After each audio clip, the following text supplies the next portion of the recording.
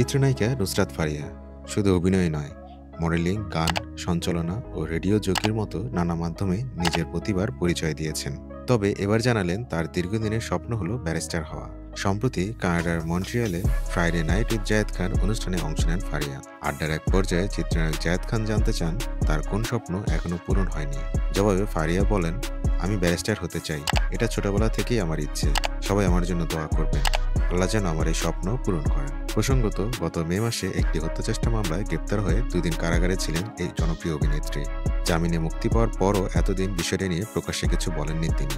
তবে জায়েদ খানের শোতে এসে প্রথমবারের মতো অভিজ্ঞতা শেয়ার করেন তিনি।